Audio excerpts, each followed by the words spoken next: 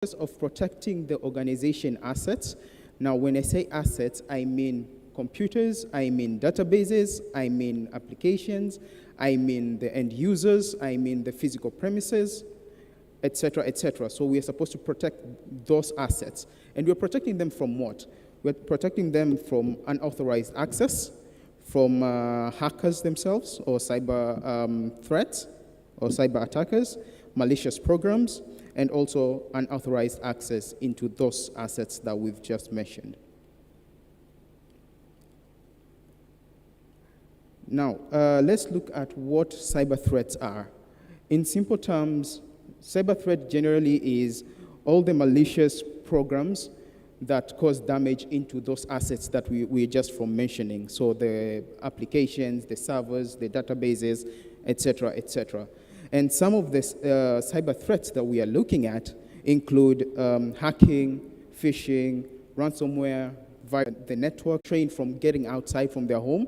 So everybody had access to the internet and the number increased. So basically in Africa, the number was 43% increase into the number of users of the internet. And all this led to, once again, the rise of cyber threats. Point number two that led to the factor of the rise of the cyber threats in Africa is the digital economy.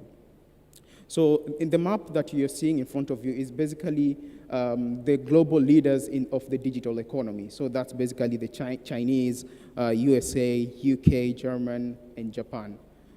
The way they are using technology right now, it's more advanced than us, the way we are using technology. So they're the pioneers of the digital economy. Yeah, when you come to Africa, the countries that are leading in the digital economy is Nigeria, Kenya, and South Africa. So these are the countries that are a pioneer. So most of them, or most other, let me say, other countries would look at them as a benchmark of the digital economy. Sorry, it's not a Q&A session yet. Lakini nilipenda kufahamu, I thought Rwanda is the digital hub ya Africa. I stand to be corrected. Yeah, we'll do that at the end. Okay. So we need to understand basically what digital economy is. So generally what digital economy is the process of businesses integrating their core processes with technology. So when you talk about technology, we mean the use of IoTs, AI, networking, cloud computing, blockchains, etc. So basically that's the technology that businesses incorporate into their business process. A simple example will be majority of you right now who are here are using Zoom. So that's one of the digital economy that we are talking about. So what does this mean when we look at the digital economy? So basically what that means is, due to the businesses introducing technology into their business processes, then basically that led to those type of cyber threats that you're seeing on your screen in front of you. So I'm just trying to rush. Now, when you come to Africa, these are the major common attacks that we as Africans face on a daily basis. So the first one is social engineering. So when you talk about social engineering, we mean phishing, vishing, and smishing. We'll look at a few examples on that light. And then there's a website being defaced, denial of services, so that the clients of the organizations wouldn't be able to get access to those services. Malicious programs, this we are looking at malwares, cyber espionage and data leakages, credentials being compromised, and vulnerability exploitation. So vulnerability basically is weaknesses on the systems. So this is an example of vishing. So vishing basically is voice elicitation. So cyber criminals are using phone calls to try and con people. So let's look at this example. I don't know if it's...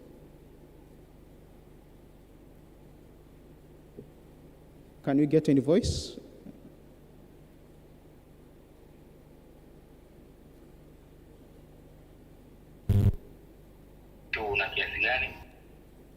So let me just go back and start again. Hello, habari yako? Salama. Unaongea na Kipato Juma? Ndio. Naongea na Bwana Mkwele? Ndio. hivi karibuni kuiangalia kwenye akaunti yako ya mtandao wetu una kiasi gani? Mtandao? Katika akaunti yako unaangalia ina kiasi gani? Ni 120,000. 120,000. Ndio. Uliangalia ina shilingi 120,000? Ndio. Sawa, ulimtumia mtu hivi karibuni? Alinitumia yeye shilingi 30,000. Na ukabaki na kiasi gani? 150,000. Unasema? 185,000. Ukabaki na kiasi gani kwa muda huo? 8,600,000. 8,600,000? 14,23,800. Baada ya kutumiwa shilingi 30,000 ukabaki na float ya kiasi gani? 5,828,10. Ukabaki na kiasi gani? 10,100. Kwa muda huu na kiasi gani kwenye akaunti yako? 38,500,000 na 250,000. Hivi unajielewa kweli wewe? Nikuulize wewe ulonipigia unajielewa? Nakuuliza unajielewa kweli? Wewe umetaka kujua salio kwenye akaunti yangu nilikupa naye, si ndio? Nimekwambia baada ya kutumia hicho kiasi ukabaki na kiasi gani? Mbona ueleweki na unajielewa kweli wewe? 1,500. Mpumbavu kweli wewe. Mpumbavu mwenyewe, tafuta wengine uko tapeli. Nimeshakuelewa muda mrefu. Wewe mwenyewe ndio mjinga, tapeli mkubwa wewe. Nyinyi ndio mnatapeli watu kwenye mitandao nyinyi. Mnahamisha hela za watu. Unataka utaje akaunti yako na kiasi gani? Wewe kwa nini usitaje wazazi wako? Taja wewe wazazi wako. Ujielewe wewe ndio ujielewe wewe. Sisi wenzako shatapiliwa sana, tushachoka sasa hivi na tunawatafuta nyinyi tuwakamate. Mjinga mwenyewe. Wewe mbona unataji akaunti yako namba? Ukishaambiwa una shilingi ngapi kwenye akaunti yako unataja kiasi fulani. Wewe nitajie ya kwako. Nitajie ya kwako. Taja wewe ya kwako. Hilo jizi wewe mwenyewe una hela. Akaunti yako haina hela. Wewe mwenyewe una hela. Haina hela. Jizi hilo. Hilo jizi hilo.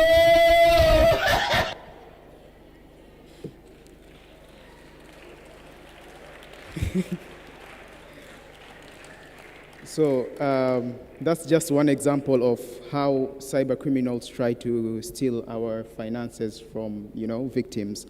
So let's look at another example. So this is phishing. We all know what phishing is, right? Now this is a simple representation of how phishing works.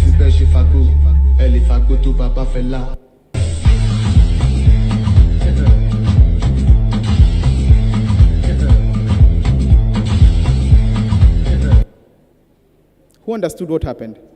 Okay, I'm repeating it again.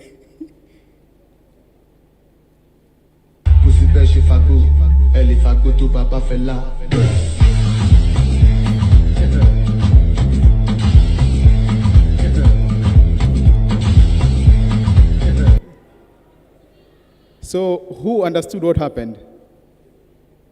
Can you please explain, Kainsa, what happened? Is there a hand or was that my hand? Yeah, there's behind you.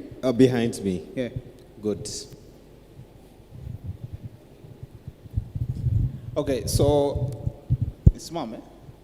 Yeah, so mtoto alizania kwamba ananyosha juice lakini in reality ndani ya ile kopo kulikuwa kuna dawa.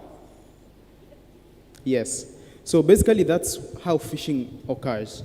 So the cyber criminals will come to you and pretend that they're giving you they'll tell you you've won free tickets to, let's say, Qatar. Here's your plane ticket, click on the link and fill out the information. But generally what they're doing, they're trying to steal your information and use it for malicious purpose. So this was just an example for you to get to grasp what phishing is in reality. So these are just some statistics of organizations that are being hacked, let me say prioritized by cyber criminals. So that's just generally the statistics, as you can see. The next one is basically what cyber criminals go for or attack, and what is the success rate when we look at organizations and at an individual basis. And then the next one is basically what are the impacts of cyber attacks when it comes to the economy. So here is some good examples of cyber attacks that had happened in different parts of Africa. But for now, we're going to focus only in Kenya and in Ghana. So in Kenya, this is the most recent attack.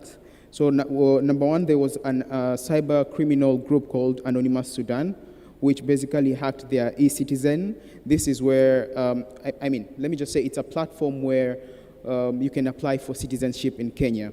So that one was hacked. Financial institutions like M-Pesa was hacked. Kenya Power was taken down. So Kenya Power is basically TANESCO.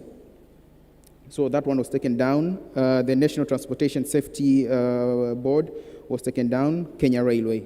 So the other attack that happened was through another cyber criminal group called Medusa, where they hacked the Kenya Authority Airport, Naivas, that is a supermarket, and Jubilee Insurance. So basically this demonstrates that nobody is safe, and cyber criminals don't pick who to go for. When you go to Ghana, so they have their, it's called Basic Education Certificate Examination, so it's more or less like Nectar. Their website was hacked, and it was made to look like a casino platform.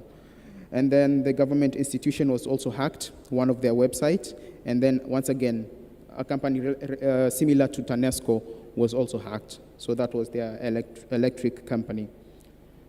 So what are some of the solutions for these problems? So number one will be organizations should prioritize in doing vulnerability assessment and penetration testing. So basically that is looking for weaknesses in the systems and then trying to see if they are exploitable. And this can be done way before cyber criminals can manage to find them and exploit them and cause you a huge amount of damage on the organization or you as an individual. Second one, companies should have a security operations center. So basically this is a department which does monitoring of the network in the organization to see if the organization is hacked or indicators of being breached. Companies should also try their level best to keep their systems up to date, train their employees. So we've seen the example of phishing, how that works. Patching of system regularly, very important. Use strong passwords, because a lot of people up to now, they use passwords like nakupenda Yesu, nakupenda mama. So those are not strong passwords. Enable two-factor authentication. This is very, very important, because once the cyber criminal manages to get your password, then definitely they have to go an extra layer in order to fully get access into your account. So if you have Facebook, Instagram, Twitter, whatever social media that you're in, go and enable two-factor authentication to protect your information and your data from cyber criminals. And then finally, implement security posture. Now let's watch another video. This is also another security measures. So this is for the developers. I don't know if you have developers here. Yeah, so this one is for you. So basically this is a security measure which helps whenever people are trying to register or log into their systems, they need to enter a secure password. So as you can see, so the user there had put a very weak password, and whenever he was trying to press submit, the button was moving because the password wasn't strong enough. But when he kept a strong password, the button just stood still as in just to show that you are allowed to, submit the password, and it has met the requirement that we have. So this is just one security measures that the developers can use for security purpose. I guess I'm done. Yeah, so if you have any questions, I'm happy to answer. Yeah. Oh. Any questions? Yeah, answer.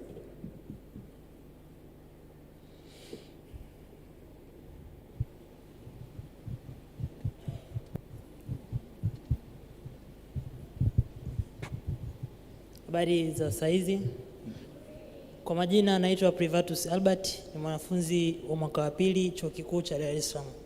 Swali langu ni kwamba unawezaje kutupa njia za kutusaidia sisi kama watu wa kawaida kabisa ambao pengine hatuko interested na cyber security ili kulinda akaunti zetu, either za Instagram, social media zote au pia labda system mbalimbali za website.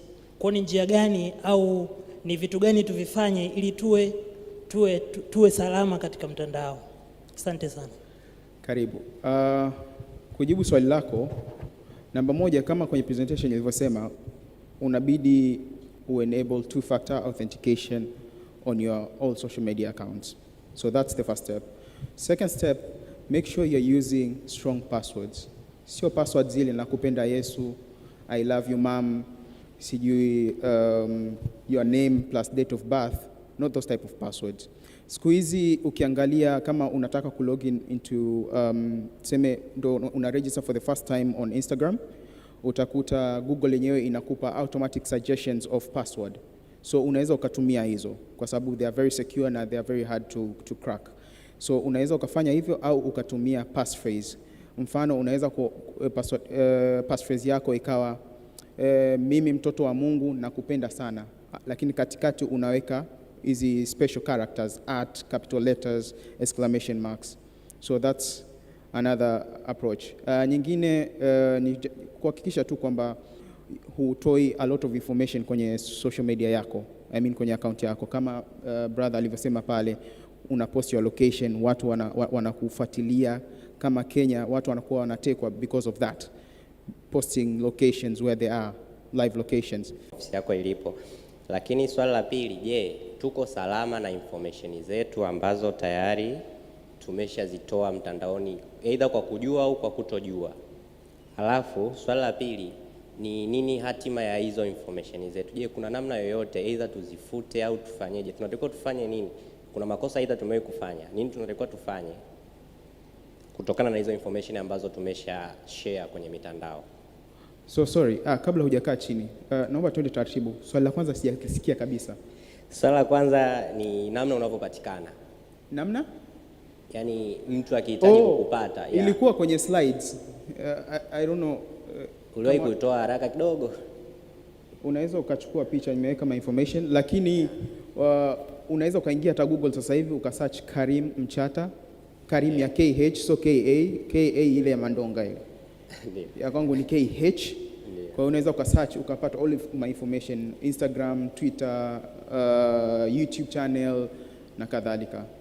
Ama unaweza kunifuata hata baadaye, naweza nikakupa my information, no problem. Swali la pili. Swali la pili, je, tuko salama kwa sasa hivi tulivyo? Kwa sababu hao attackers wana... Okay. Kwa hiyo kwa swali hilo inategemea amount of information ambazo umeziweka online. Umeona? Na shida ni kwamba whatever is online can never be undone. Yaani kitu chochote ambacho umepost ndio unaweza ukadelete na vitu kama hivyo, lakini in reality it's forever there. Hamna mtu anaweza kuzitoa hizo. Umeona? Kwa hiyo the only thing ama measure ambayo unaweza ukafanya wewe ni kuanzia sasa hivi kwenda mbele ni kuwa careful as much as possible, na pia kumbuka binadamu tuna evolve. Wewe sasa hivi ndani ya miezi 6 hautakuwa the same person. Kwa hiyo vitu vingi vitakuwa vimechange na data. Kwa hiyo try your level best ku limit the information ambayo unashare kwenye social media na social platform etc. So that's the best solution way forward. Sawa, nashukuru. Anybody else? Yes. Swali la mwisho, naomba kuna mkono pale, swali la mwisho. Karibu. Assalamu alaikum everyone. Wa alaikum salam. Bwana Yesu asifiwe. Milele amina. Kwa majina naitwa Anwar Kivuruga, natoka Azania Secondary School. Swali langu ni kwamba nishawahi kusikia story ya Edward Snowden. Snowden, yeah. Yes. Yule jamaa alisema kwamba hivi vifaa tunavyovitumia, mfano computers au simu, kwa mataifa makubwa, mfano Marekani, wameenda kuongea na yale makampuni yanayotengeneza hizi kwa mfano Microsoft huko, extract vitu vyao katika hizi vifaa tunavyovitumia ambavyo vinawasaidia wao kuextract data, uwe online au sio online. As long as ukishaingia online, data zote zishakuwa extracted, zinatumwa kwao. Je, hiki kitu kinachozungumzwa hapa ni kweli au la? Okay. Na hii inakuwa inaitwaje kitaalamu, kama ni kweli kwamba data zinakuwa zinachukuliwa bila sisi kujua aidha tunataka au hatutaki? Kitaalamu inaitwa espionage.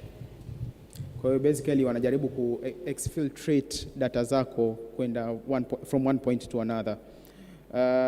Ukweli wake yes, ni legitimate.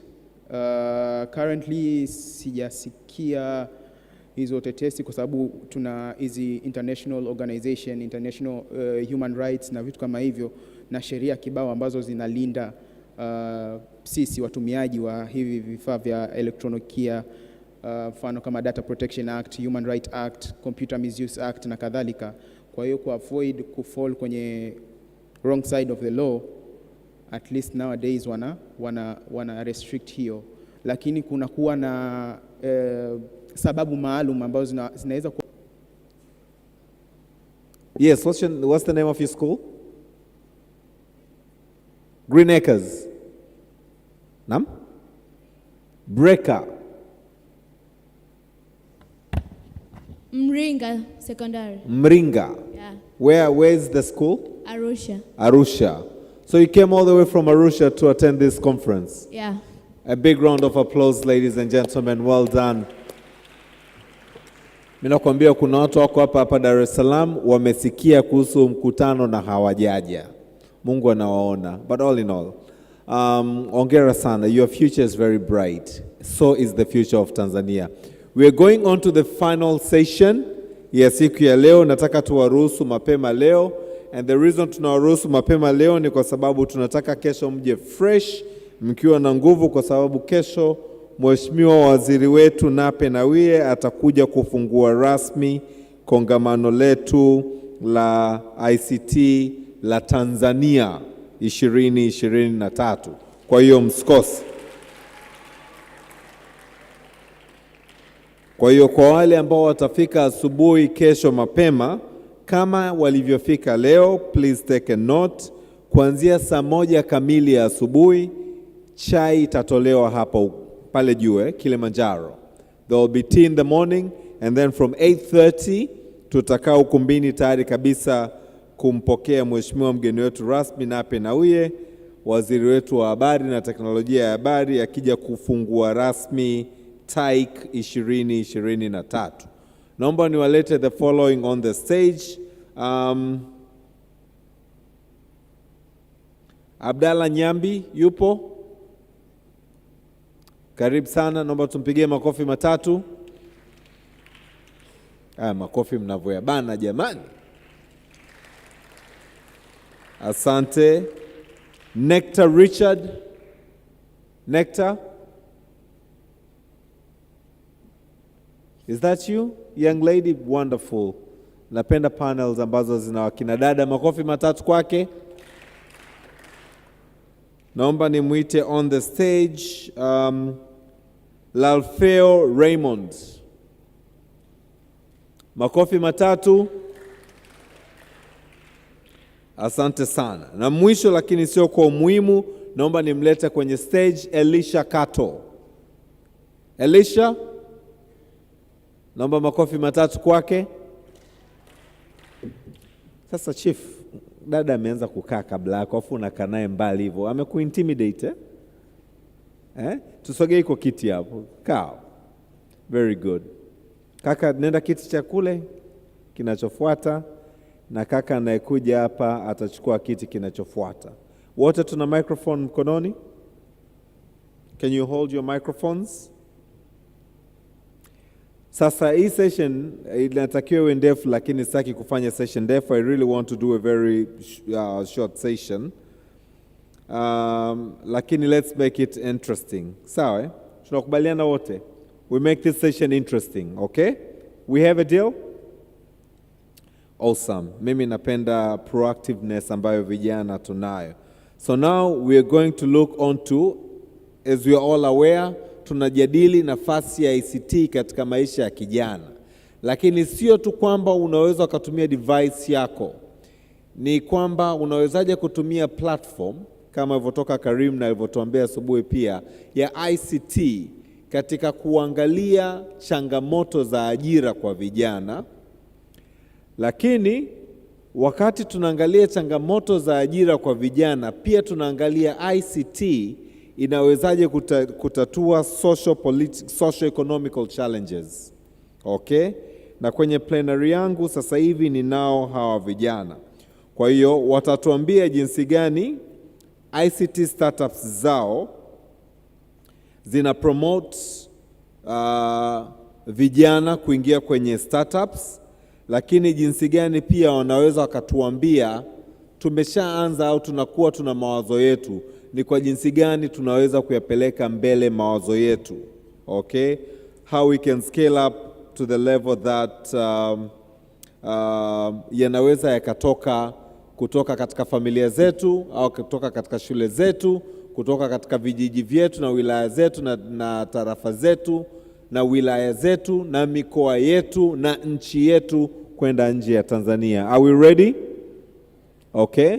So mimi nataka niwaachie muende run the show nyinyi wenyewe. Can you do that? Or do you want me to run the show for you? Naomba tuanze kwa kujitambulisha kila moja na kitu gani anakifanya. Chap chap. Tuanze na kaka hapo. Yeah, we'll follow that order. Good evening, ladies and gentlemen. My name is Elisha Mujuni Kato. I'm a co-founder of Lukuchab, Smart Energy Metering startup. We revolutionize energy management system in Tanzania. We can see the challenge in energy sector right now. There is unreliable power supply, which is highly reported by the majority. And to be in detail, unreliable power supply is contributed by energy inefficiency, which leads to wasteful routines in energy sector. And due to the very low energy purchasing power of the majority of African households, many people opt to use fossil fuels like charcoal and firewoods for cooking. And many of them don't use electricity because electric energy seems to be very expensive.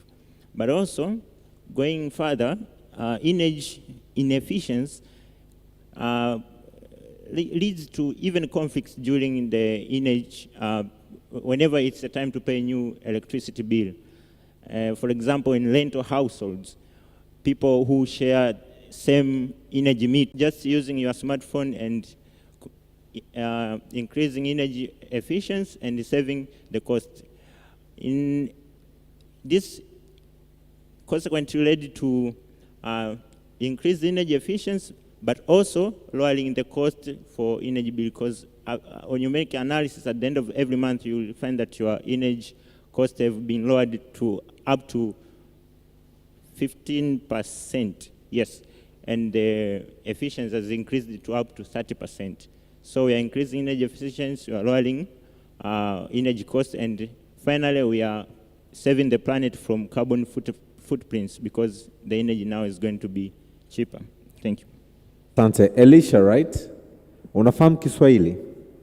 Kwa dakika moja unaweza kutuambia kwa kifupi sana, 1 minute, not more than a minute, what it is that you do in Kiswahili, please.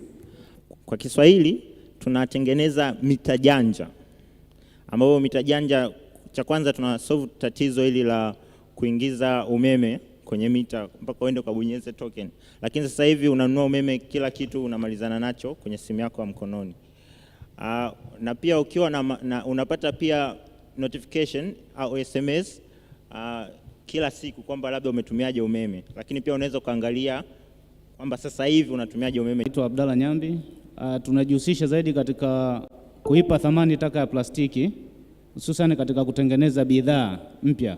Tunatengeneza automobile bushi za magari, bushi za bajaji kutoka kwenye taka za plastiki. Asanteni. Asante, makofi matatu kwake. Wanatumia bidhaa za plastiki kutatua solution, tutafahamu zaidi kuhusiana na product yake. Dada, Nectar. Is it on now? Okay. Mambo. Okay, mnaona mmechoka. Yo.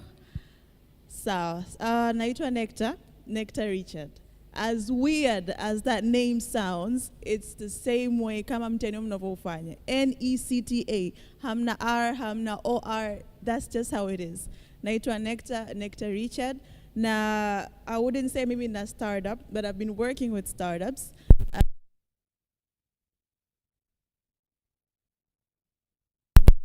And I created my own website kwa ajili ya kuchangisha school fees, sanitary pads, scholastic materials kwa ajili ya wasichana werevu ambao wanashindwa kuendelea na shule. And then from there on wanapata the tuition fee na kuweza masomo yao. Sana nilikuwa na target form 4 na form 6. But sasa hivi ni manager mradi Amua Accelerator pale Sahara Ventures, and Sahara Ventures is a group of companies supporting startups. So I would say for my experience, I've worked with startups, and literally is something that I would recommend to anyone at any age. So yeah, I look forward to deep diving into this topic. Asanteni. Kwake. Asante Nectar. Nectar, unafahamu Kiingereza? Kwa dakika, nusu dakika for our international viewers. Just say what you do in English. Yes, please. What I do in English, yeah? Yes, what it is that made you sit at the front. All right, so I created my own startup. I created my own project. It's called Aspire 21. And Aspire 21 is a crowdfunding website that helps needy yet smart girls to get tuition fees and scholastic materials to continue with their education. I targeted Form 4 and Form 6. And currently right now, I'm a project manager at Amua Accelerator. It's a project that is under Sahara Ventures. And Sahara Ventures is a group of companies that is looking to consult into innovation, technology, and the entrepreneurship ecosystem. Thank you very much. Matatu kwake. Karibu kaka. Naam, habari za jioni. Poa sana. Kwa majina naitwa Alfeo Raymond. Professionally mimi ni software engineer, lakini pia ni mwalimu na ni chief coordinator kwa program inaitwa Smart Girls in ICT, ambayo kwa miaka 4 iliyopita tumefanikiwa kufundisha watoto wa kike na wa kiume zaidi ya 2000 kuhusu masuala ya ICT na namna gani wanaweza kutumia ICT kusolve challenges tofauti ambazo zipo katika community zao na kuiweka ICT katika matarajio yao au machaguo yao pale ambapo watajoin vyuo vikuu hapo baadaye. Asante sana. Do you want to repeat that briefly in English? Yes, my name is Alfeo Raymond. Professionally, I'm a software engineer, but also I'm a teacher and I'm a chief, facilitator and a coordinator for the program called Smart Girls in ICT, for which in the past 4 years we have been training girls in ICT, more than 2,000 girls, and some of them are here also.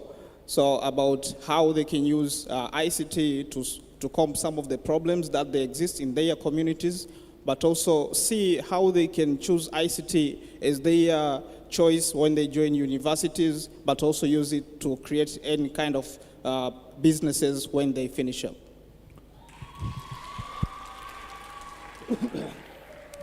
Mzee anashangilia hivi right? All right.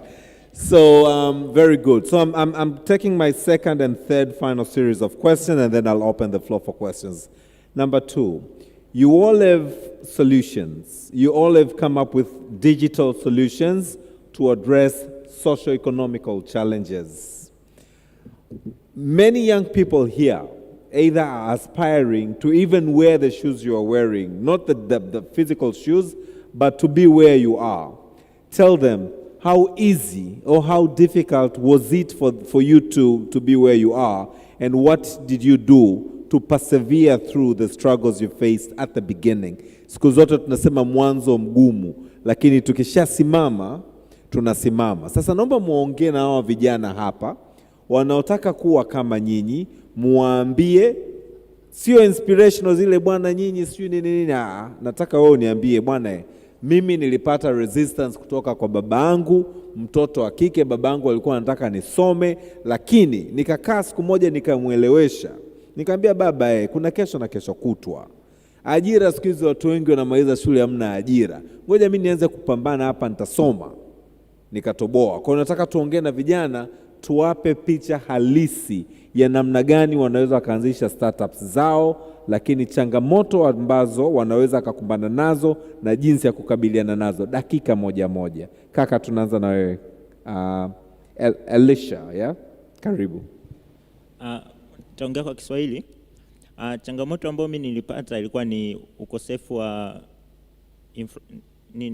vitendea kazi. Startup ambayo naifanya inahusisha ICT, ambapo unatakiwa uwe na kompyuta, vitu kama hivyo, ili uweze kuandika codes na nini. Mimi nasoma electrical engineering. By the time nakuwa na hii idea nilikuwa niko sekondari, ila sikuwa na vitendea kazi. Lakini nilipofika chuo pia mwanzoni pale sikuwa na uwezo wa kuafford computer. So nilichokifanya, nilishirikiana na rafiki zangu. So cooperation, kwamba una cooperate na watu ambao wana access either zile infrastructure ambazo unahitaji au access ya knowledge, kwa sababu pia kwenye kutengeneza labda IoT solution, mimi ni mtu wa electrical engineering, naweza nisiwe vizuri kwenye software part. So natafuta mtu ambaye yuko vizuri kwenye software part ananisaidia. Pia naweza nikawa siko vizuri kwenye part kama kufanya researching, kuongea na watu, labda collect data. Utatafuta mtu ambaye yuko vizuri kwenye hiyo part, unashirikiana. Kwa hiyo mimi naona the best way ni cooperate with one another. Thank you.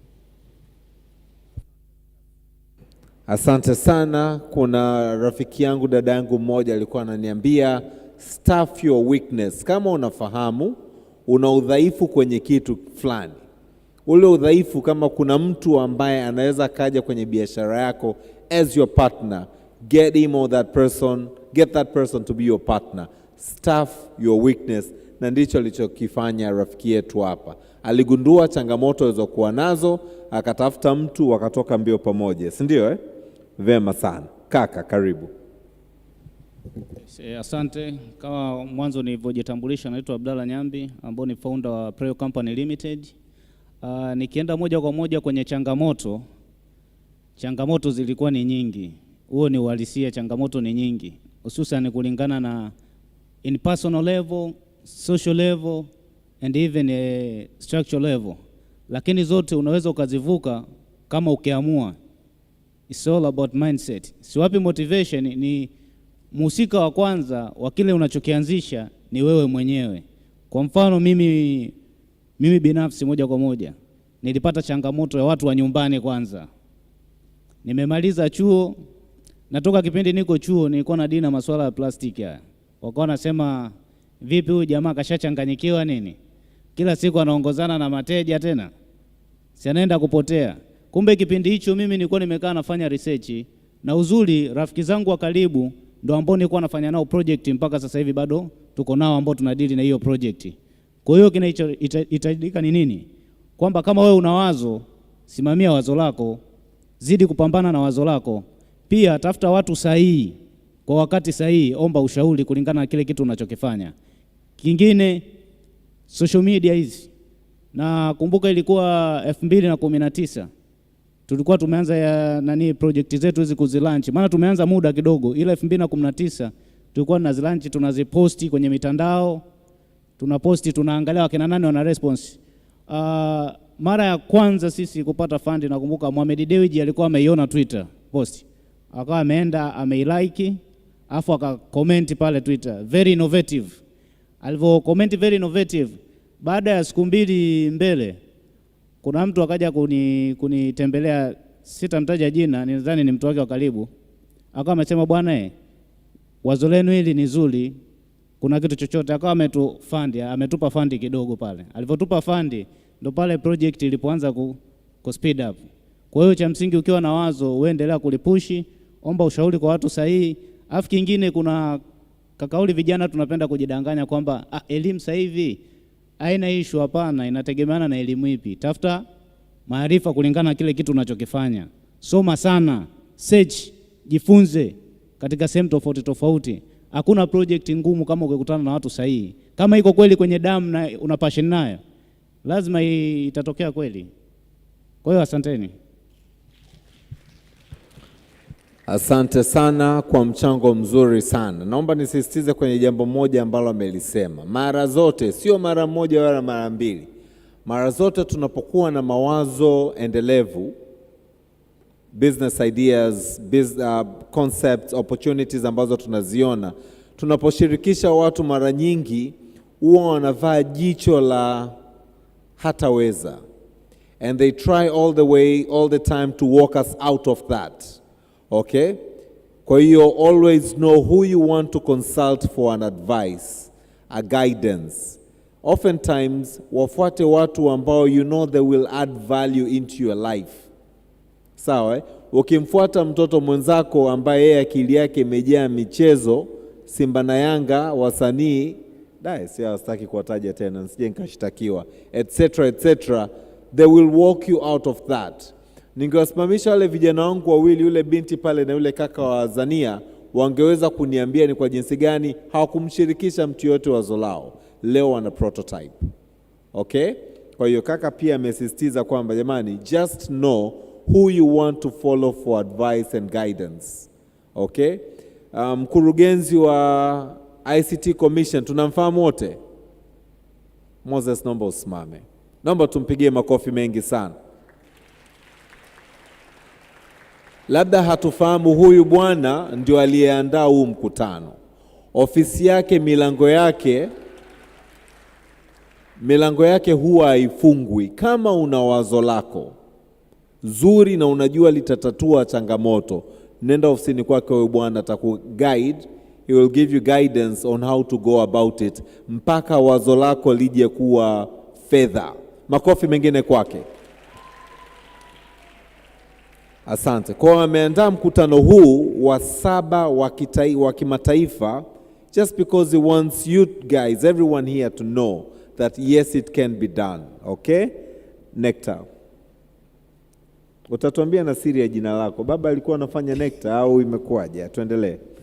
So young people, many young people would want to know, how did you get to where you are? How did you come up with the idea? What are the challenges you faced? And how did you overcome them? So that if they all come to do whatever businesses they have in mind, any challenges they will face, they will know how to counter them and be exemplary for the next, for the 8th TIC here in Tanzania. Okay. So, mimi nimesoma Jangwani Secondary. Na uzuri ni kwamba nilipokuwa nasoma, people like Alfeo walikuwa wanakuja, nimetaja right? Yes, people like Alfeo walikuwa wanakuja shuleni, walikuwa wanatufundisha jinsi ya kutengeneza websites, applications, na nilikuwa sijui ni nini yani kutengeneza all that. Nilikuwa kama ni kitu foreign sana, kwa sababu nishaangalia movies nyingi, so unaona kama vile ni vitu tu wanafanya ta kitu kimetokea. So walipokuja pale shuleni kwamba tuanze kujifunza mdogo mdogo kwamba hiki maana yake nini, what is a notepad, sijui unawashaje computer, mimi nilijiunga na hilo darasa. So lilichukua like I think 3 years or 2 kuelewa exactly front end web development. What I want to say ni kwamba when you want to learn something, au kama unacho hiyo idea yako ambayo unataka kuifanyia kazi, usiende mbali sana. Wakati I think since last year mpaka 2016 I've been mentoring wasichana wadogo ambao wako shuleni, na wakijaga na mawazo yao nawaambia msicheze mbali sana. Mtu anakuambia I want to create this kind of thing, I want to do this. It's very good to dream big, that's very good. Lakini how do you start? Kwa sababu ukianza na kitu kikubwa kitakuelemea. Wewe hapo ulipo uko chini ya umbrella ya wazazi, si ndio? So you need to kwanza kitu kidogo tu kwamba hapa shuleni naweza nikafanya nini. Wakati niko form 2 nilianzisha hiyo website ya Aspire 21 ambayo ilikuwa ni kwa ajili ya kufanya crowdfunding au fundraising kwa ajili ya wasichana. Niliposoma pale Jangwani, tulikuwa na marafiki zangu ambao wao walikuwa wanauza ubuyu darasani, walikuwa wanauza pipi.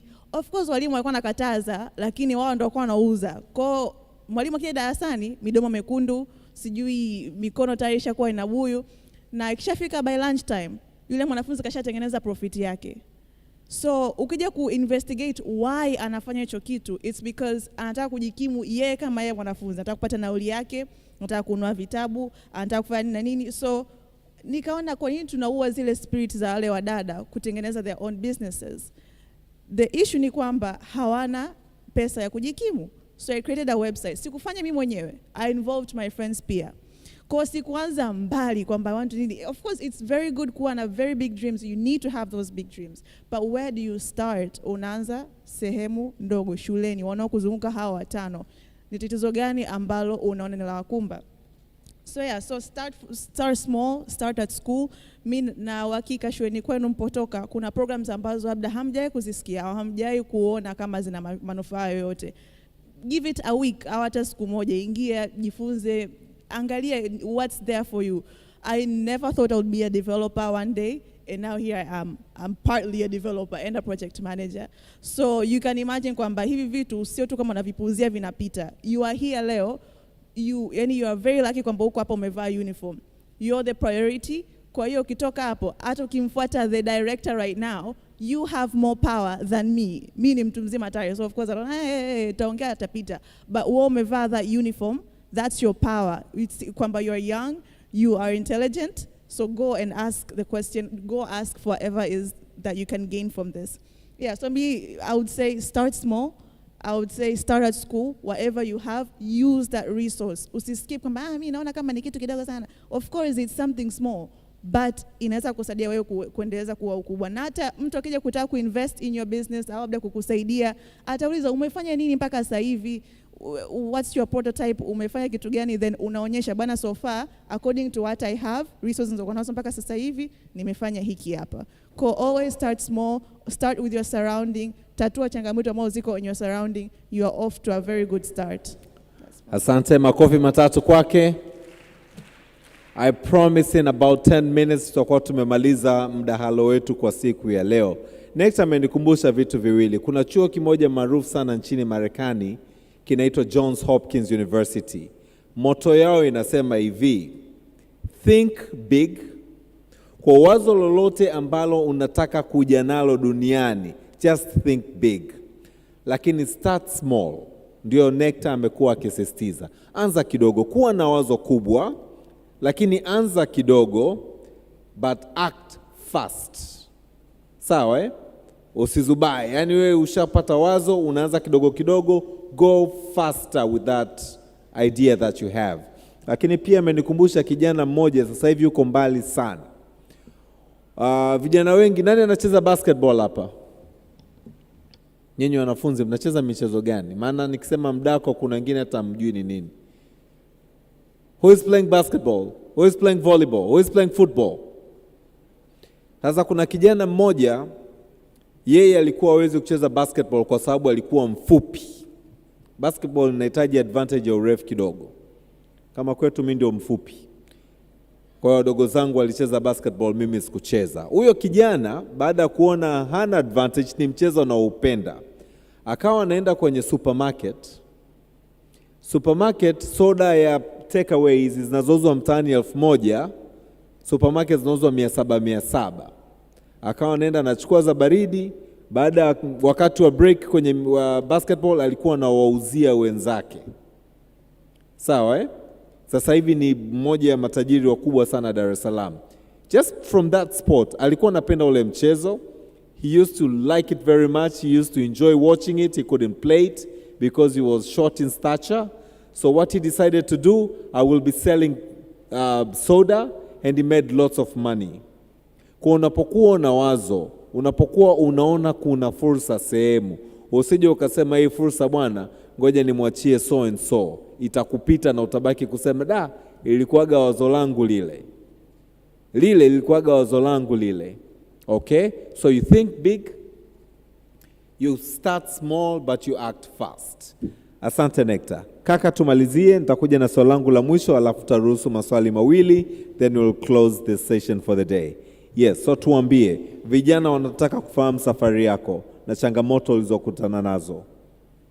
Naam, naomba cha kwanza tuweze kukubaliana kwamba kila mtu either alivyokuwa mdogo mpaka alipofikia kuna ambitions ambazo kila siku akiamka asubuhi anasema mimi nikiwa mkubwa au mimi nikifika level fulani nahitaji kuwa mtu fulani.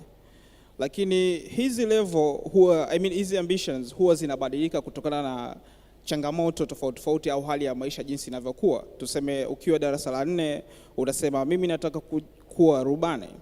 Ukifika darasa la 7 something may happen, unaweza ukasema labda mimi nataka kuwa daktari. Lakini hizo hatua huwa zinabadilika mpaka unafika form 4 ambao tunaamini asilimia kubwa ule mtihani wa form 4 ndio ambao una define maisha ya mtu anakuja kuishi huku ukubwani.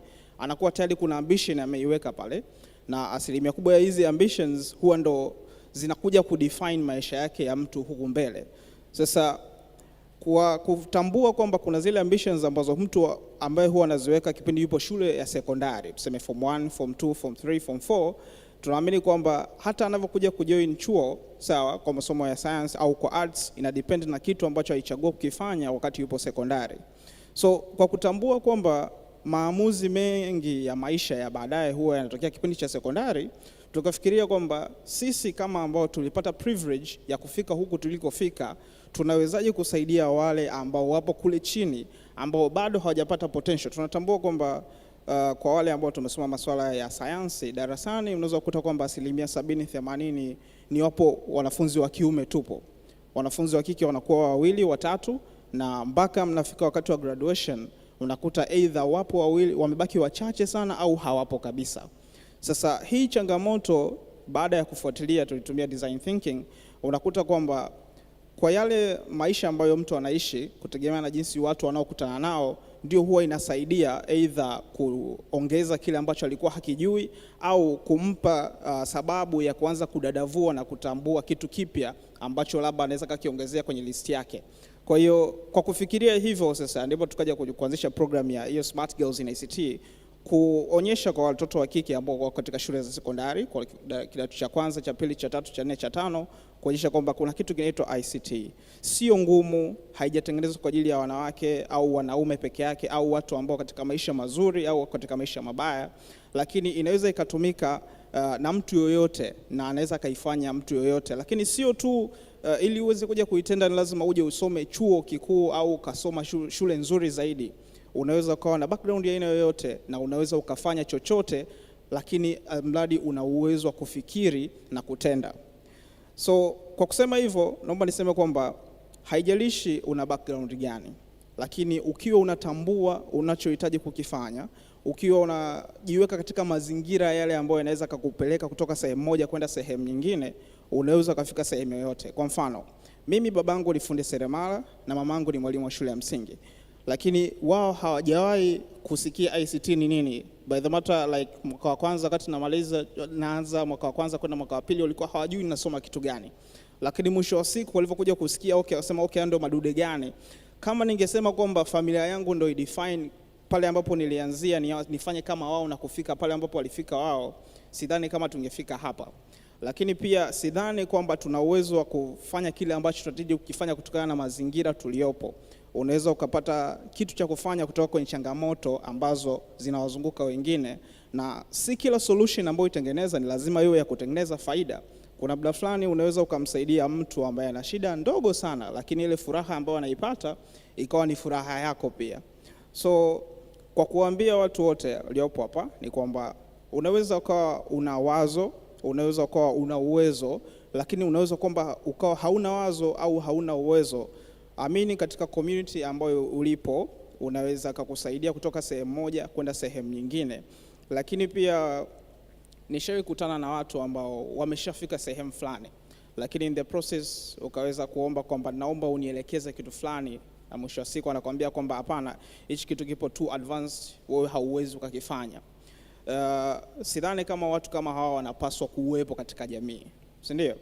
Na pia sidhani kama tunapaswa kuamini kwamba mtu akikwambia kwamba hauwezi kufanya kitu fulani inabidi na wewe uache.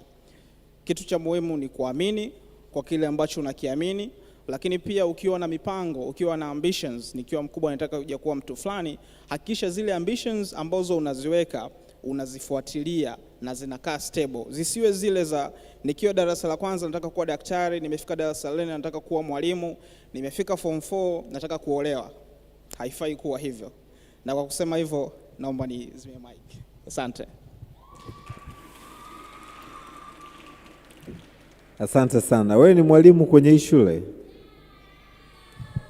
Wote hawa ni wanafunzi wangu. Actually okay. Nina wanafunzi kama 500 lakini wamekuja wachache. Inaeleweka. Sasa nimeelewa. Safi sana. So thank you so much. Jamani, kama kuna kitu kinakunyima usingizi usiku, na sio tu one night, several nights, kuna kitu kinakukereketa, mbona I can do this, that could be your calling. Usiache, pambana nayo. Nakushukuru sana mwalimu. Tunamalizia maswali yangu ya mwisho and then tapokea maswali mawili from the audience. Swali la mwisho, ni ndoto ya kila kijana. Ni ndoto ya kila kijana kuajiriwa. Sawa Nataka muongee na vijana hawa. Nataka muambie vijana hawa hakuna ajira. Lakini nafasi ambayo wanayo sasa hivi ni kuja na ubunifu kupitia platforms mbalimbali, watoke nayo. By the time wanafika umri wenu, wanakuwa wameanzisha kitu, wao ndio watakaokuwa wamejenga ajira.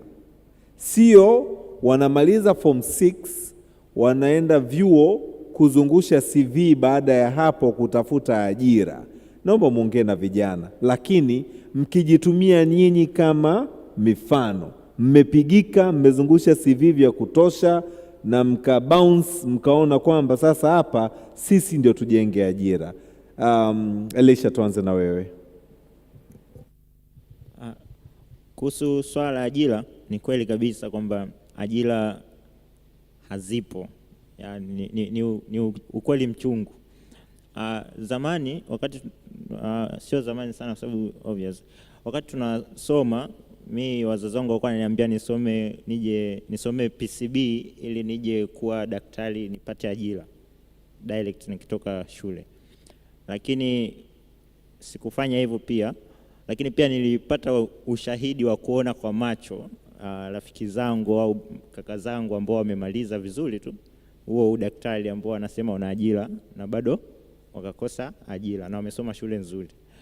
Kwa hiyo kiufupi ni hamna ajira, ila tuna uwezo kama vijana wa kutengeneza ajira nyingi.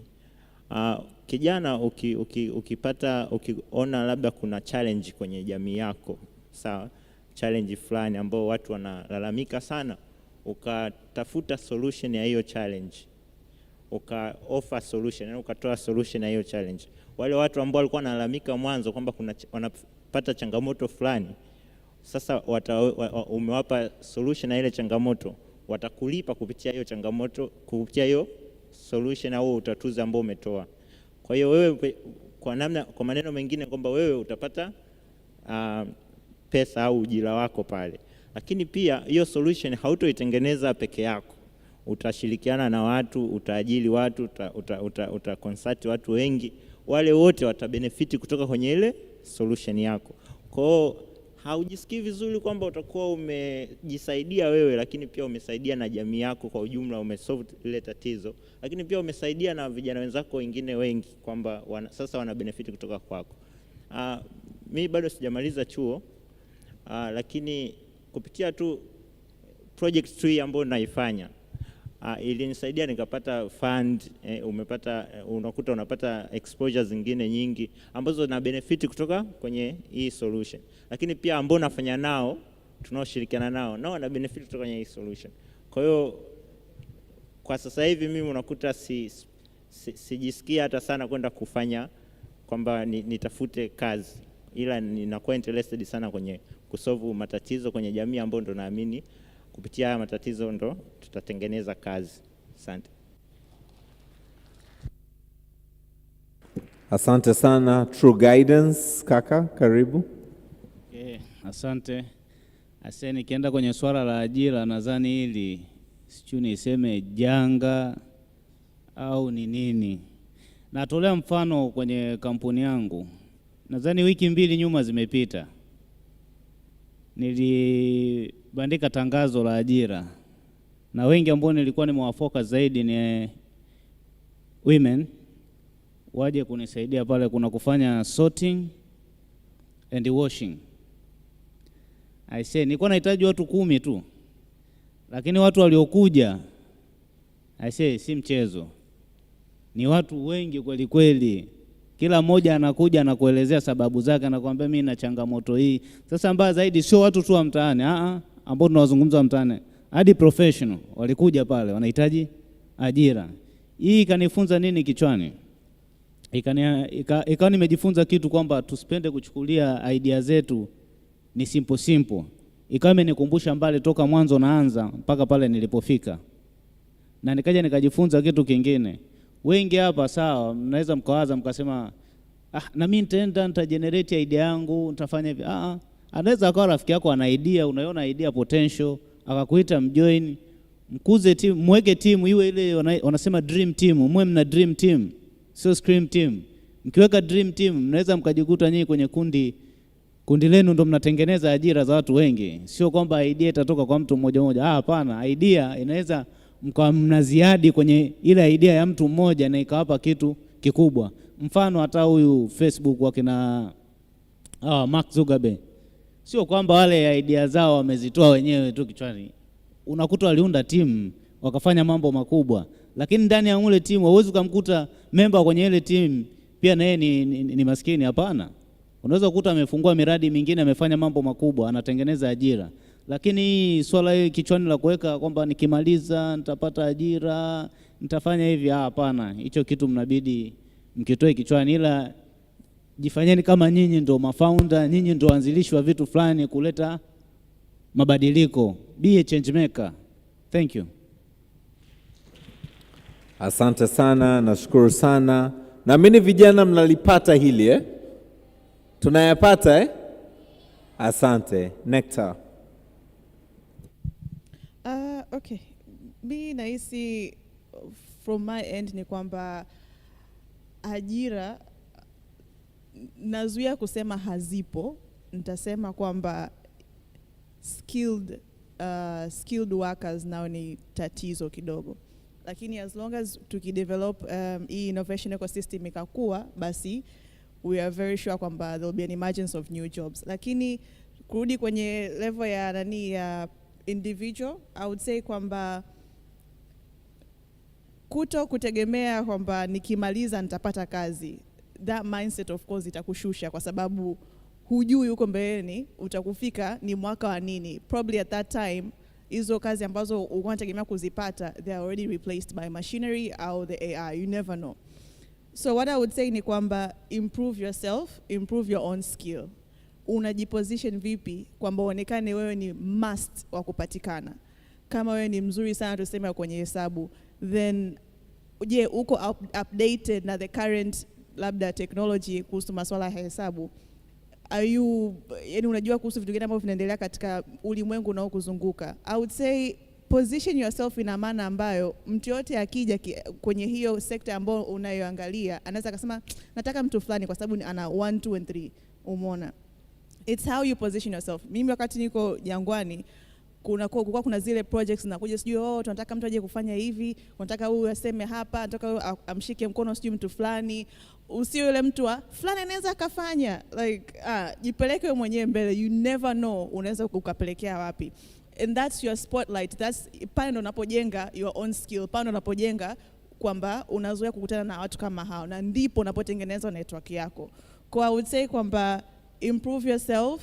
Mi pia hata sikuanza tu kwamba nikamka asubuhi nikaanza kufanya kila kitu, hapana. It takes practice. Ukiona opportunity fulani apply, ukiona kuna a place ambapo unaweza kaifanyia kazi, nenda kafanyia kazi, volunteer yourself. Ukishazoea amia tena sehemu nyingine. It's all up to you kwenye kujifanya, kwenye kujiongeza skills. And then pia kwenye kuposition yourself, make sure kwamba watu wanajua what you are doing. Kama wewe ni mzuri sana kwenye kupika, shout, kila mtu ajue kwamba wewe ni mzuri wa kupika. You never know nani ambaye anakuwa anasikia akasema I want to do something with you. Lakini pia start on your own, create your own project, peleka nayo, and whatever you have enda nayo hivyo mbele sa safari, something will pick up and you continue from there. So those are my 3 things. Get your skills, position yourself, na pia start wherever you are, use whatever you have. Asante sana Nectar. Na sasa tusiwaze kama kwenye acquisition of skills manake inabidi twende sio tukasomee chuo gani jamani. Vyuo siku hizi viko kwenye viganja vyetu. You can acquire any skills just from looking onto YouTube videos. Narudia tena. muda mwingi, what is the percentage of your time that is dedicated to personal advancement and learning? Muda gani tunaotumia kwenye gadgets zetu kwa ajili ya kujiendeleza sisi wenyewe na kujifunza? It's a question ambayo nimewauliza asubuhi, it's a question nawauliza mchana, it's a question nawauliza jioni. How much of your time do you spend to advance yourself towards what you want to be or what you want to become or the skills you want to acquire? Tumalizie kaka, nashukuru sana Nectar. Naam, asante. Naomba niungane na Nectar kwa kusema kwamba sidhani kwamba ajira hazipo. Lakini kuna ile sentence inasema kwamba chema chajiuza. Skills ni kitu ambacho mtu hawezi akaja akakunyang'anya kama jinsi ambavyo kipo cheti. Unaweza kuwa umesoma vitu vingi sana lakini usijue jinsi ya kuvitumia. Hiyo ndio the definition ni kwamba hauna skills.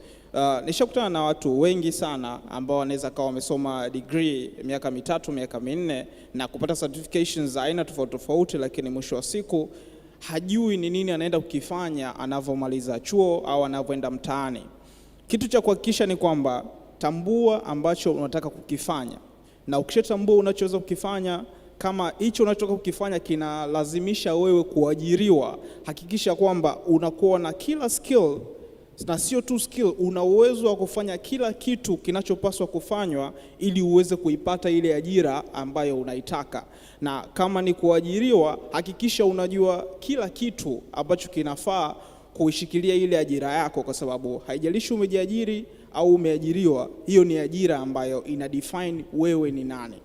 Na ukiweza kushikilia zile skills zako zina define wewe ni mtu wa aina gani, na ndio jinsi ambavyo hata watu wengine wataweza kuamini kwamba kuna mtu ni fulani ana uwezo wa kufanya hiki na tumeweza kukiona na ukaweza kuchukuliwa. Unaweza kuona CV ambayo ina peji 3, 4, 5, lakini ukiwekwa mezani unaulizwa okay, unaweza kufanya kitu fulani, utaambia okay, naomba nichukue kompyuta niangalie kinavyoweza kufanyika. I believe hakuna mtu ambaye ataweza kuamini kwamba mtu unaweza kufanya kile kitu. Lakini ukiwa una uwezo wa hata kuamsha saa 8 ya usiku ukaambia unaweza kufanya kitu fulani, ukaweza ukifanya, naamini mtu anaweza kukuamini. Wanafunzi wangu siku zote huwa tunawafundisha jinsi ya kuweza kufikiria na kuangalia changamoto kutoka upande wa mbali na kuanza kutengeneza solutions kutokana na kile ambacho kina exist. In the process wanaweza kujifunza skills zinazowasaidia kuadvance na kufikia kutengeneza ile changamoto na kurudi kwa jamii kuangalia je, jamii inaweza ikapokeaje ile changamoto. In the process wanajifunza kujiajiri, lakini pia kwenye kufanya communication na team building, pale wanaweza ku define roles na kutambua kila mtu ni kitu gani anaweza kukifanya katika ile team. So skills ni kitu cha muhimu, either ajira zipo au ajira hazipo, unaweza ukazitengeneza, lakini pia ukitegemea cheti unaweza ukapokonywa. Wengi tunaamini kwamba nikimaliza degree mimi nimeweza kusecure maisha, lakini chuo kina uwezo wa kukupokonya ile degree muda wowote wakijisikia. Lakini skills ambazo uko nazo hakuna anaweza kazipokonya. Na ajira ipo kwenye mkono wako. Kwa ukicheza vibaya, that means umepoteza ajira yako. Asante. Asante mwalimu. Na pia niongezea hapo aliposema mwalimu, sio kila aliyesoma ameelimika. Tunafahamu tofauti kati ya kusoma na kuelimika? Very good. If you're able to put to practice what you learn, wewe umeelimika. Lakini kama unaenda shule kujua 1+1 ni 2, 1+2 ni 3, lakini 2+1 hujui ni nini, wewe umeenda sijui kutafuta nini shuleni. Sawa eh? Skills can be acquired with the technology, and kupitia mkutano huu, with the technology that is at hand, the gadgets that we have, the platforms that we have, let us use them to our advantage to advance our agenda. Naomba makofi mengi sana kwa panelists wangu. Nitachukua maswali mawili tu. 2 questions, one from a girl and one from a boy, if any. Kama kuna maswali. Kuna dada pale, naomba usimame. You have your mic, put it on, ask your question. Na mdada mwingine pale, kina kaka nitawazomea sasa hivi. Haya. Hello. Hi. Kwa majina naitwa Latifa Saidi Adrian. Swali langu lilikuwa linamlenga sana dada Nectar ama mtu yoyote ambaye anaweza kunisaidia swali langu. Mimi ni mwanafunzi wa Magomeni ambaye nimekuja hapa na group langu ambao tuna kitu ambacho tunaweza kukitoa ambacho hilo wazo tukitoa linaweza kusaidia katika development ya kijamii pamoja na nation, ambalo ni wazo zuri but hatuna zile digital devices ambazo zitaweza kutusaidia sisi kuliweka lile wazo letu kidigitali zaidi, ambalo litaweza kuwafikia watu ambao hilo wazo ni zuri sana ambalo linaweza kusaidia jamii pamoja na nation. Sasa sisi wenyewe yani tuna wazo lakini tunakata tamaa kwa sababu hatuna hata digital devices ambazo tunaweza kusaidia. But mimi naomba nikuulize dada Nectar, unawezaje kutushauri sisi au kama kuna mtu yote ambaye anaweza kutusaidia, manake tunapata shida sana, manake tuna wazo zuri but hatuna sehemu ya Asante, swali zuri, na naomba basi Moses nikishamaliza kufunga hapa utuandalie a parting word. Okay? Asante. Dada pale, umechelewa, nafasi yako imechukuliwa na mdada. Nitakupa nafasi kwa sababu ni mkaka. Haya, uliza mama swali lako. Washa mic. Yaani kilomita 3 huku naona, hapo umewasha. Okay. Good evening everyone. My name is Nasra Ramazani Mkusa. I study at Salma Kikwete Secondary School. My question is that, mtu yote anaweza kanijibu, utampa ushauri gani mzazi ambaye anamkatisha tamaa mtoto katika kusoma? Mfano, yeye mwenyewe anaweza maybe akawa hajasoma, anamwona mwanae anasoma, anakuwa hampi hamasa mwanae ya kusoma na kufikia katika malengo yake. Je, mzazi kama huyo utampa ushauri gani? Thank you. Kaka, tumalizie hapo. Maswali yote ni mazuri sana. Na sisi wazazi, nilisema mwanzoni, sisi wazazi wakati mwingine ndio obstacles za watoto wetu kufikia ndoto zao. Kaka, chap swali lako kabla sijabadilisha mawazo. Habari. Kwa jina naitwa Abdul Ismail, natokea Kazi Plus, ni startup. Naomba nikuulize bro hapo. Kuna bro watatu hapa, yupi? Brother Elisha, yes. Mimi na startup yangu tuna project ambayo tumeziandaa mbalimbali, lakini kama unaelewa startups lazima tutengeneze mazingira ya kutafuta funds ili kuweza kuanzia wengine. Sasa inafika kipindi ukiandika zile proposal, sometimes pia unapeleka na profile ya kitu ambacho umekifanya, lakini inakuja kipindi inahitajika wale watu ambao wataweza kukusaidia kuingizia funds, lazima itahitajika account za bank. Lakini sasa kwenye startups, kwenye masuala ya bank lazima muwe corporate. Lazima sasa ukifika tu corporate na maana ni companies. Hatujafika kuwa tu companies. Asijajua mwenzangu ulitumia njia gani ili kuwezeshwa kwenye vipengele kama hivyo. Asante. Swali la mwisho la upendeleo kwako dada. Baada ya hapo panelist wangu naomba mrespond kwenye haya maswali. Tupige picha pamoja, tufunge mkutano wetu. Chap mama. Mike, naomba pelekee Mike hapo nyuma, technical team naomba mpe Mike.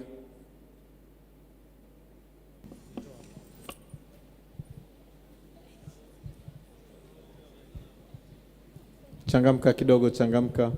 Nataka tuwaruhusu. Okay. Assalamu alaikum. Wa alaikum salam wa rahmatullahi wa barakatuh. Bwana Yesu asifiwe. Amen.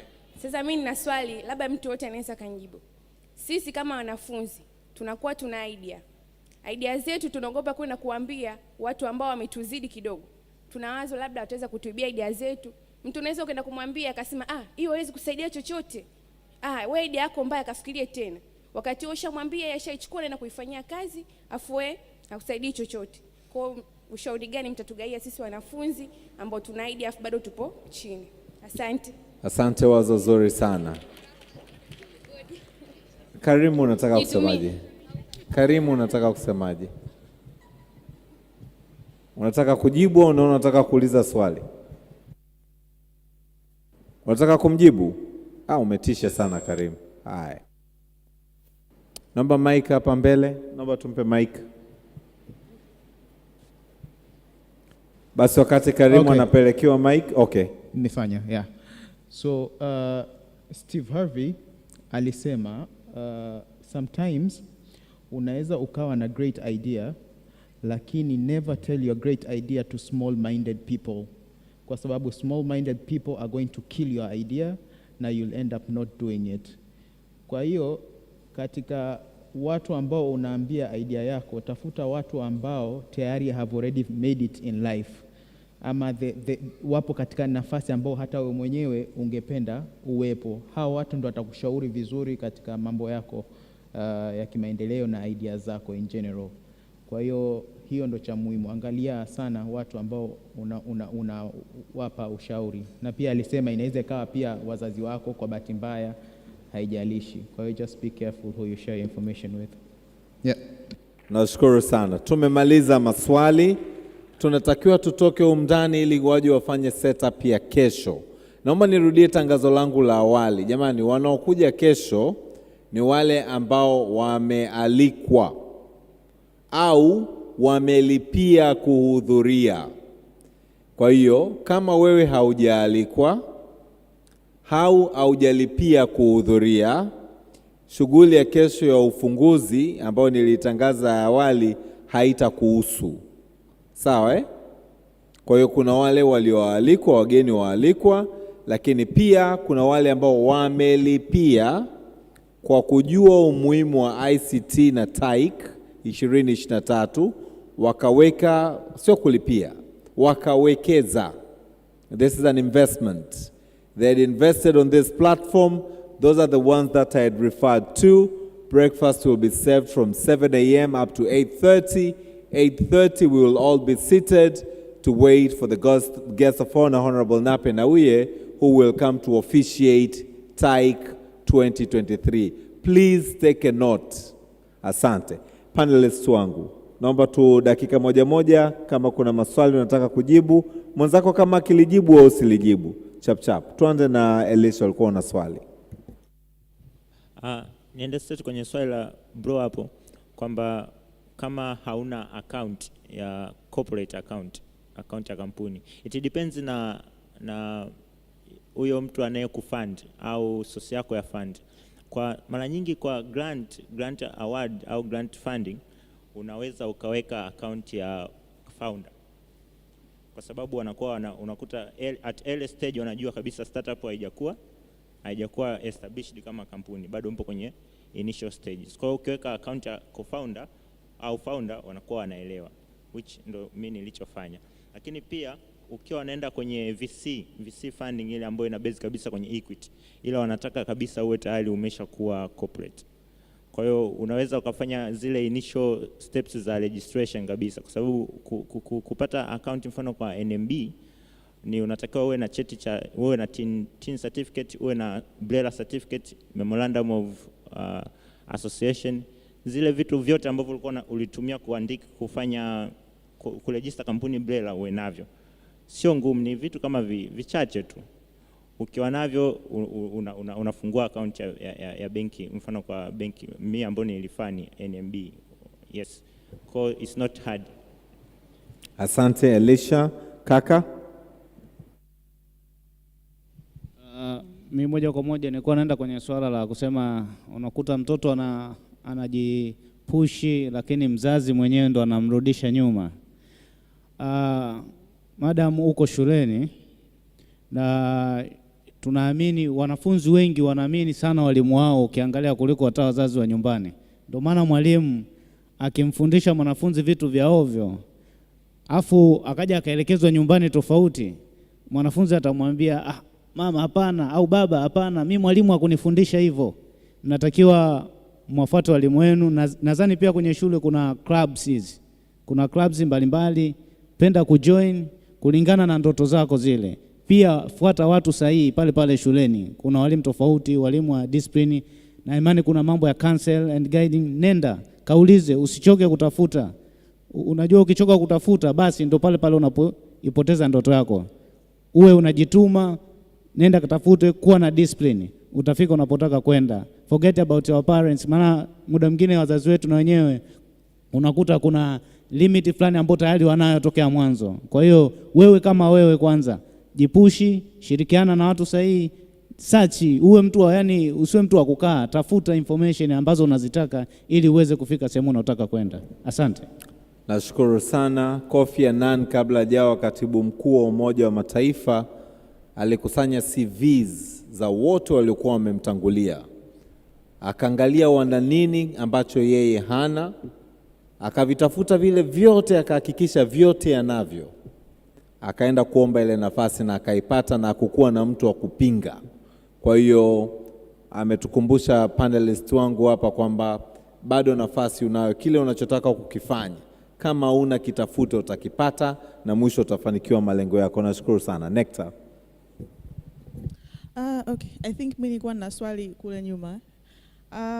Umesema kwamba kuhusu idea yako lakini hauna vitendea kazi, si ndio? Okay. So mimi cha kusema ni kwamba na tunaweza tukaendelea hii conversation mbeleni kabisa. Sio lazima iwe yes. Unataka kusema kitu? No, naweza ukaendelea. Okay. Zima mic yako. Kwamba tunaweza tukamalizia conversation pembeni, but cha kusema sasa hivi ni kwamba tafuta partnerships ambazo zinaweza zikakusaidia. Kama shuleni kuna club, kama Alfeo nayo yupo shuleni, then that's the best solution kwa sasa hivi. Unaweza ukawaambia ambacho unakilaki wewe, aidha watakumenta kwamba ufanye hiyo solution kwa njia nyingine kwa kutokana na vitu vilivyokuwa navyo, au wanaweza kukusaidia kutafuta vitu ambavyo wewe unavihitaji, ambavyo unaona ni lazima kuwa navyo. I wish tungekuwa tuna muda tungesikia idea yako, lakini hiyo ndio the quickest solution ambayo naweza nikakupa kwa sasa hivi, kwamba angalia partnerships zilizokuwa nazo, lakini pia local resources ambazo unaweza kutumia, kama ni kuhusu masuala ya energy au labda ni kuhusu masuala ya ya kutengeneza websites or anything ambacho unaona that's your solution, then find kitu ambacho unaweza kufanya kwa sasa hivi, alafu wakati huo umesha generate income, basi ndo uanze hapo na kuendelea from there. Lakini we can talk more baadaye, I'm still around, and then taona ambacho inaweza kufanyika. Akishuka hapa uje umshike mkono, mkae chemba kuambia mawazo mengi zaidi, sawa Lakini moja ya vitu vya msingi ambavyo napenda kurudia, kama idea yako inahusiana na sekta fulani nje ya spheres ambazo zimekuzunguka, kwa hiyo kama shule waweza kukusaidia. Tumemwona leo Moses Mkundwe, Dr. Moses wa ICT Commission, pia ana jukumu la kuhakikisha idea zetu zinasonga mbele. Kuna taasisi nyingine labda atazungumzia akiwa anatufungia leo mkutano wetu, lakini pia anapenda kufahamu muongee zaidi ili aweze kukupa guidance zaidi, sawa wewe na wenzako. Tumalizie kaka mwalimu.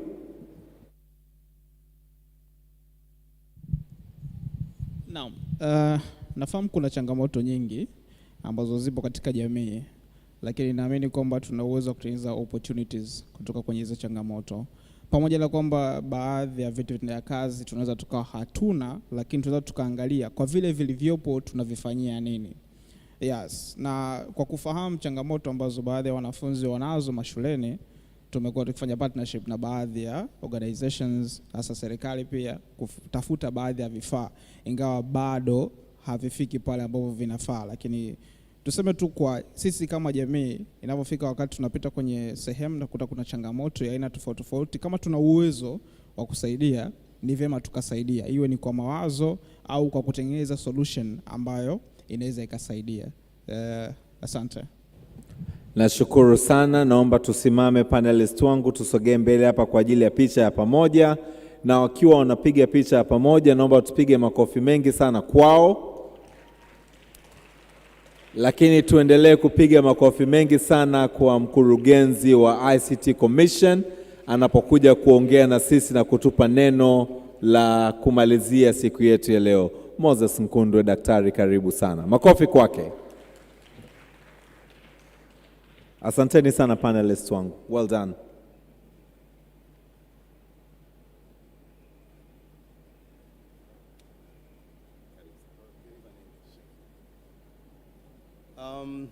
Austin, thank you for this moment. It's not the end of this conference. We've just consumed the 2 days, which we plan to be the days where we discuss the successes and the challenges that women and youth face in our ICT sector in Tanzania. These 2 days has been very exciting. I'm really happy of all the discussion that we had, all lessons we have learned, and the depth of our discussion. I'm so much touched to see students, especially the one that are studying in school, that first you attend with, with full concentration, ask questions, and this is the spirit that we want. You are the future for our country, and our country needs you when we're building our digital economy and to make our country very competitive. Tomorrow, we are going to start the actual conference of TAIC, of which we are going to have a number of discussions. Many of the things that we discuss in tomorrow, Thursday and Friday, are basically things that we have touched in these 2 days. But of course, we are going to go a bit deeper into that. I know almost all of you will be around tomorrow, and which is a very good thing. And I urge you to be listening attentively, ask questions when you see that you need some clarification of more explanations of that. We're going to have different panelists. Some of the panelists are the one that you saw them yesterday and today, some of them, but we do have others that will be coming tomorrow. Tomorrow we are expecting our Minister, Honorable Nape, to be the guest of honor of our opening ceremony. So tomorrow is going to be very excited. The stage will be looking a bit different from how it looks now. We're expecting that it's going to be very exciting. So I don't want to say that we are closing, but what I can say that I'm very thankful for your attendance for these 2 days, and I much look forward to see you tomorrow. Thank you very much.